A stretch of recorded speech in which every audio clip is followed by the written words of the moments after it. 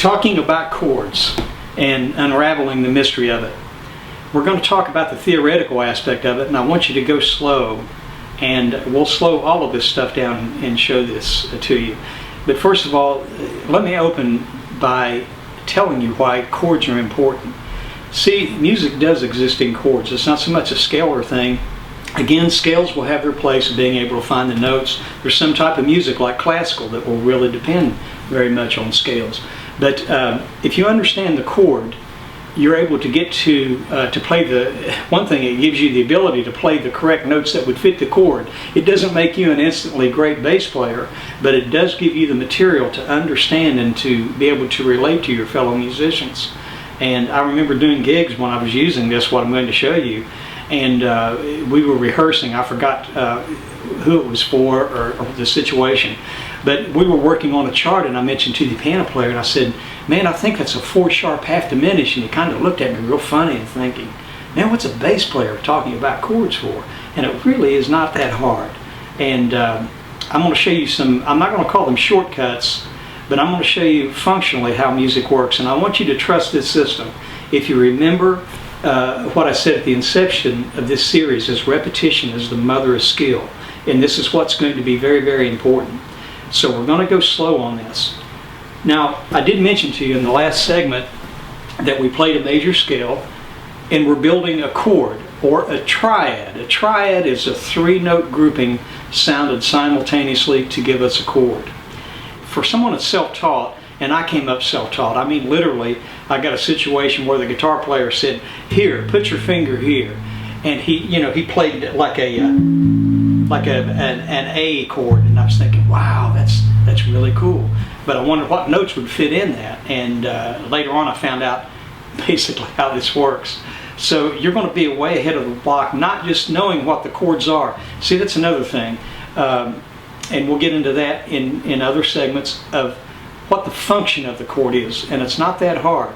It's not just good enough to know what notes are in a chord, but how that chord relates, and I'll show you all that stuff, and we'll try to clear up a lot of misconceptions and get you going on a good musical foundation. So, G major scale that we all know and love, and we'll use G as our model. This will transfer over to other keys. We'll get into that later on.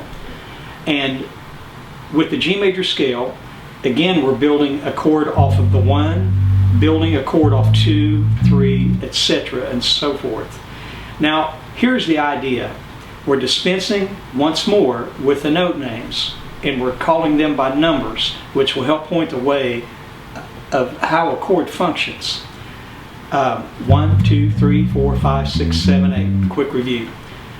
If you take every other, check it out, every other note and play it, in other words, play 1, skip the 2, play 3, skip the 4, play 5, there's your major triad that we talked about in the last segment. Now, how you form these chords, and this is why this term, and this, you can look this up in music encyclopedias, diatonic chords, which I've been told means of the scale. And this one lock a lot of things, not only with the fretboard, but harmonically with you, and you'll be able to understand chords. It's not complicated.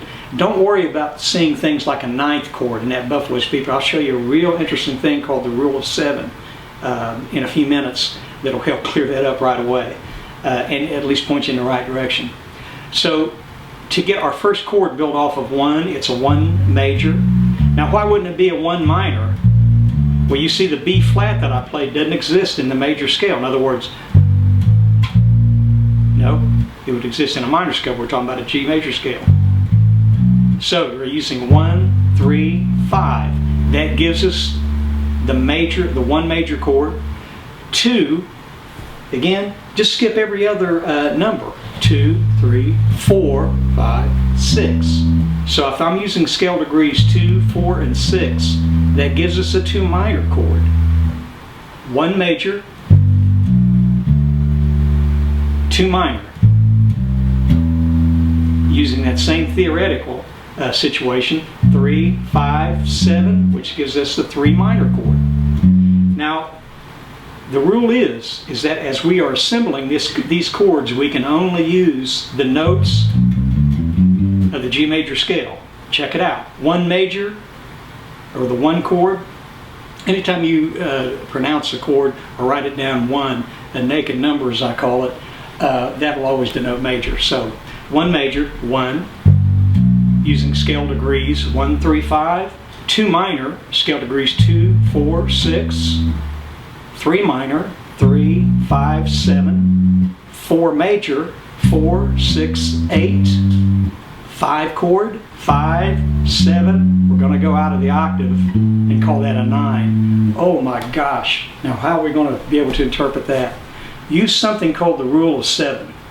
I wish I could remember where I learned this from. I didn't invent this. I think it might have been a jazz text or something. I thought it was so cool and I always remembered that. Rule of 7. Did I call this the 9th? Check it out. Here's a major scale. 1, 2, 3, 4, 5, 6, 7, 8. Go up a full step. And that A I made available here so I wouldn't have to shift. That's just as valid. There's no right or wrong. It's knowing what the difference is. Again, 1, 2, 3, 4, 5, 6, 7, 8, 9. Subtract 7 from 9. What do you get? 2. So A, the octave, is the 9th of the chord. Check it out. If you're looking at a chord symbol where people are saying, that's the 11th of the G, and it's, ooh, that's real intimidating. Subtract 7 from 11. What do you get? 4. Count up scale degrees. 1, 2, 3, 4. Raise it an octave. There's your 11th. 13th, well, 7 from 13 is 6. There it is. You can get, in fact, I'll show you this on functional harmony. It's real interesting. If you're playing like an extended chord,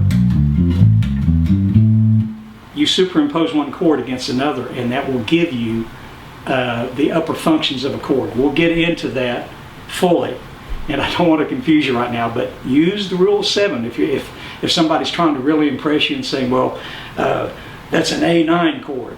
Okay, we're in A. Think of the A major scale. Subtract 7 from 9. What's that? 2. There's our first note of the A major scale. It's a B. There's the 9th. Simple as that. So, sorry, I wish I could make that more complicated to you, but the rule of 7, it's really hip, and we'll talk about how we'll be able to use it later on. But you can see what we've done is build a triad off of each degree of the major scale. That's really important, especially, man, we'll have guests coming to the studio, and there was a time, I don't do that currently, that I was mentoring young men in my church, and some of these men, as you might imagine, were bass players. Not all of them, but most of them were, or musicians, and they were really curious about what it was like to play a session, and they were amazed. They really were, and I can understand that now, of why we could in a 3-hour period get 5 songs we've never heard before. We walk in and they'll give us a chart with numbers on them, and we've never heard that song before, and we'll have 5 completed tracks, and that's done day in and day out. Well, there's a system with that. Here's the thing, I can show you the technique here of how this works, and this will work in Nigeria, Liberia, Uzbekistan. It'll work in bluegrass, and this is the common DNA of music, if you will. The thing it won't give you, and this I would really urge you as a disciple of the bass, finding a way to express yourself, is listen as much as possible widely as possible to music. Any type of music. A musician should not have prejudiced ears. Now what I mean by that is dig in and listen to something that you might not think you enjoy. Listen to Stravinsky. If you don't know who that is, check it out. He's not a bluegrass guy. Or if you are a dedicated rock and roller, check out Ralph Stanley.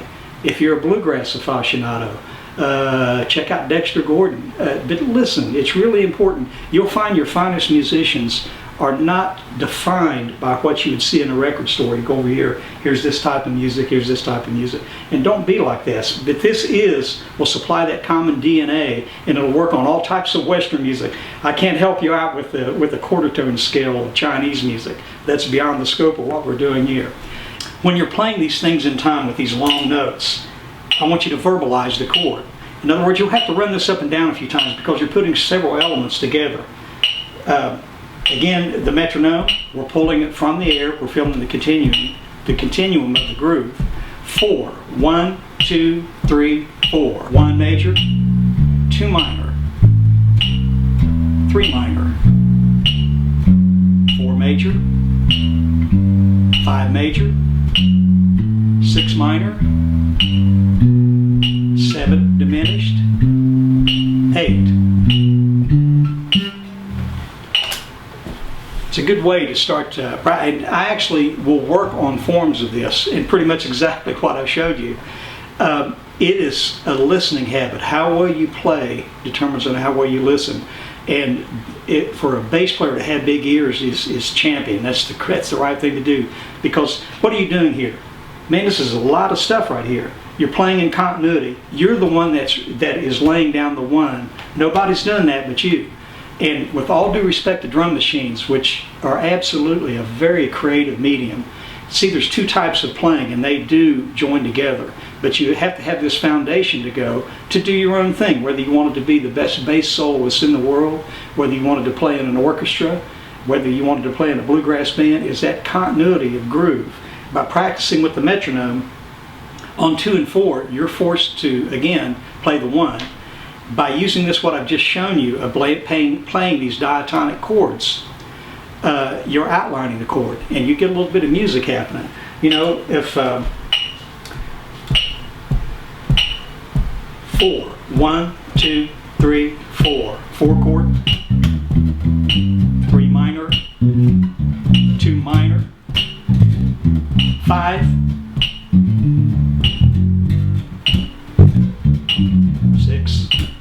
6 minor, 4 major, 3 minor, to a 5. You can create a little music with that.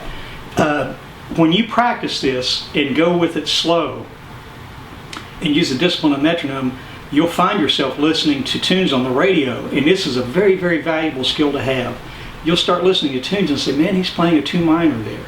That's a lot better than just saying, well, I think he's just playing this note here. That's not good enough in the professional world, and that's what we're talking about, where you want these basic skills to come in. So if you practice these diatonic triads and take them to heart and practice them very slowly, you'll start seeing results. Now, we'll expand on this, but it's very important to begin using this as we have laid out. So we'll see you in the next segment, and if you have any comments, again, you can contact me through Bass Frontiers magazine. This is Steve Bryant signing off. Thanks.